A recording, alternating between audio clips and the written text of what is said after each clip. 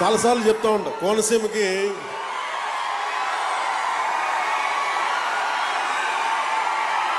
ఈ మట్టిలో ఈ నేలలో అగ్ని ఉంటుంది. అంటే ఖనిజ నిక్షేపాలు ఎప్పుడు బ్లోడ్ జరుగుతూ ఉంటాయి. ఈ తిండి తిన్న మీకు, ఈ గాలి పీల్చిన మీకు ఎంత తెగింపు, ఎంత పౌరుషం ఉంటుందో నేను బాగా అర్థం చేసుకున్నాను.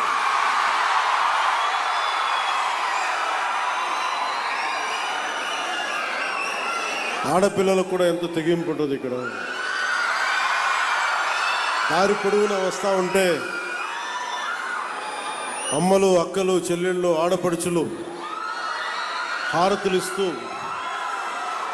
పెద్దలు, పిన్నలు, యువత హారతులు ఇస్తూ ఉంటే చాలా ఆనందం వేస్తుంది. ఇంత ప్రేమకి నోచుకునే అర్హత నాకు ఉందా అనిపిస్తుంది ఒకసారి. భగవంతుడి దీవెన, మీ అందరి ఆశీస్సులు, చల్లని ఆశీస్సులు. మీరు నన్ను ఈ స్థానంలో కూర్చోబెట్టారు. ఇందాక ముందు శుభం మాట్లాడుకుందాం. దారిలో వస్తూ ఉంటే శివాలయం ఇంకా పూర్తి కాలేదు. ఆ శివాలయం పేరేంటిది? సార్ కోనవరం. అంటే ఈరోజు ఎందుకు ప్రత్యేకించంటే, ఈరోజు సుబ్రహ్మణ్య షష్ఠి శుభాకాంక్షలు తెలియజేసుకుంటూ, కోనవరం శివాలయం ఆగిపోయింది. సుబ్రహ్మణ్య షష్ఠి రోజున మీరు సుబ్రహ్మణ్యేశ్వర స్వామి తండ్రి అయిన పరమశివుడు ఆలయం ఆగిపోతే దాన్ని ఎలా వదిలేస్తాం? నేను మీకు మాటిస్తున్నాను, అది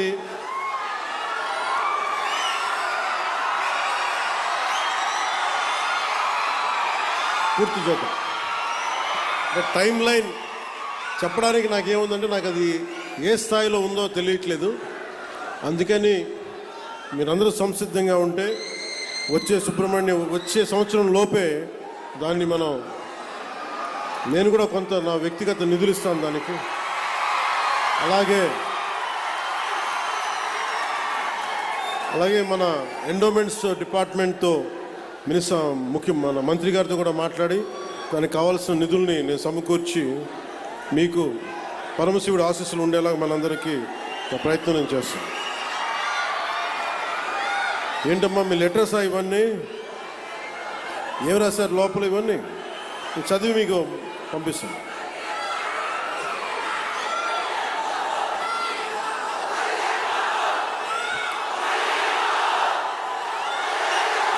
అలాగే కోనసీమ జిల్లా మినీ గూడ్స్ యూనియన్ డ్రైవర్ సోదరులందరికీ కూడా జీవో 2000 ఏదో పెట్టారు.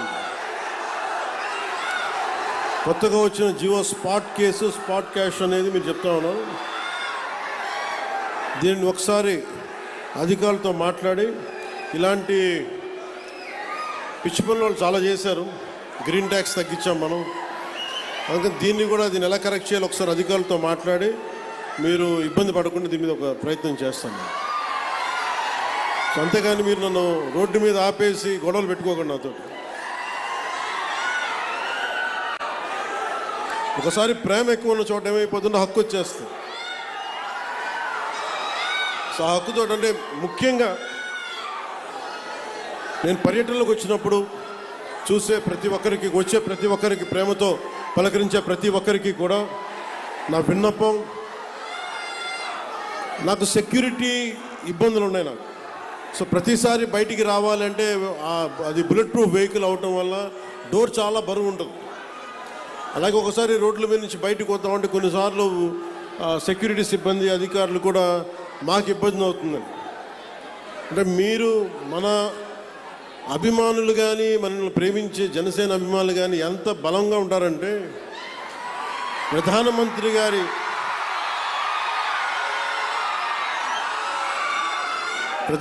గారి ఎస్పీజీ గ్రూప్ కూడా, ప్రధానమంత్రి భద్రతా వ్యవహారాలని పర్యవేక్షించే ఎస్పీజీ వాళ్ళు కూడా నాకేం చెప్తారంటే,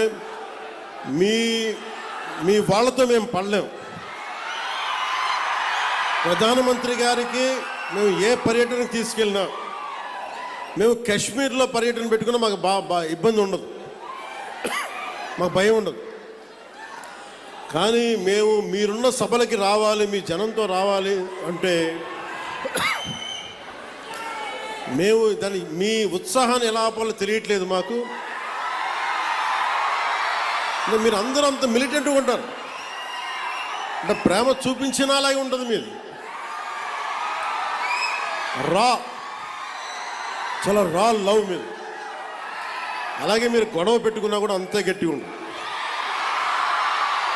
అంత గొడవ పెట్టుకుంటేనే కదా గత ప్రభుత్వంతో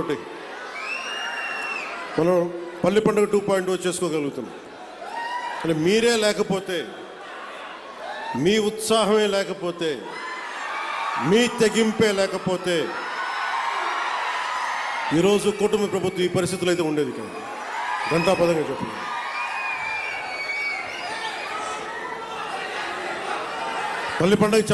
పల్లి పండుగ గురించి చెప్పబోయే ముందు ముఖ్యంగా ఇక్కడున్న జెన్జీ 20 ఏళ్ళు 2000 తర్వాత పుట్టిన పిల్లలు, యువత, నేను మీ భవిష్యత్తు కోసం ఆలోచిస్తున్నాను. అది ఆఖరిలో చెప్తాను. మీ భవిష్యత్తు కోసమే నేను ఆలోచిస్తున్నాను. మిగతా వారి సంగతి నాకు తెలియదు, కానీ నా వరకు నేను చెప్పుకోగలను. నేను చాలా 15 సంవత్సరాలు ప్రైమ్ కెరీర్ నాది. 2003, 2004, 2005 నుంచి నా జస్ట్ కెరీర్ టేక్ ఆఫ్ అవుతా ఉంది. ఎవరైనా సరే ఒక 50-55 ఏళ్ళు వచ్చాక పాలిటిక్స్ గురించి ఆలోచిస్తారు. నేను ఎర్లీ 20స్లో 20 వయసులో ఉన్నప్పుడు ఆలోచించాను. దేనికంటే నేను వచ్చే తరం కోసం ఆలోచించాను, పుట్టబోయే తరం కోసం ఆలోచించాను. ఆ అనుభవమే, ఆ నిర్ణయమే నన్ను మీకోసం అండగా నిలబడేలా చేసింది. మీకోసం మీరు ఎలాంటి అభివృద్ధి కోరుకుంటున్నారు, ఎలాంటి నయా భారత్ని కోరుకుంటున్నారు, అలాగే వెల్ఫేర్ స్కీమ్స్ ఉండాలి, పథకాలు ఉండాలి, ఉచిత పథకాలు ఉండాలి, వాటితో పాటు అభివృద్ధి కూడా ఉండాలి. కేవలం పథకాలనే నమ్మి, కేవలం ఉచిత పథకాలనే నమ్మి, కేవలం వెల్ఫేర్ స్కీమ్స్నే నమ్మి ముందుకెళ్తే అది ఎంతవరకు సాధ్యపడద్దు నాకు తెలియదు. ఎందుకంటే కేవలం వెల్ఫేర్ స్కీమ్సే ఓట్లు తీసుకురావు. బీహార్లో కూడా మనం చూసాం. బీహార్ ఎన్నికలు కూడా ఒక్కొక్కరు అన్ని లక్షల ఉద్యోగాలు ఇచ్చేస్తాం అన్నీ చెప్పినా కానీ వాళ్ళు ఎందుకు ఆర్జేడీ లాంటి పార్టీని ఎందుకు గెలిపించలేదు అంటే ఈ జనరేషన్ మేల్కొంది, ఈ జెన్జీ, ఈ కొత్త తరం మేల్కొంది. మేము మిమ్మల్ని రకరకాలుగా విడగొట్టి విభజించి పాలిస్తే మీరు నమ్మడానికి సిద్ధంగా లేరు. ఇది నేను 2004లో నేను గ్రహించాను.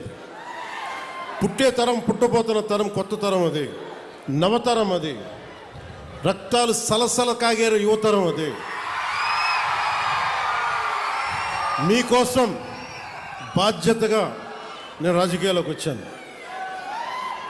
సినిమాల్లో చాలా డబ్బులు, ఇందాక కూడా ఓజీ నడుస్తూ ఉంటే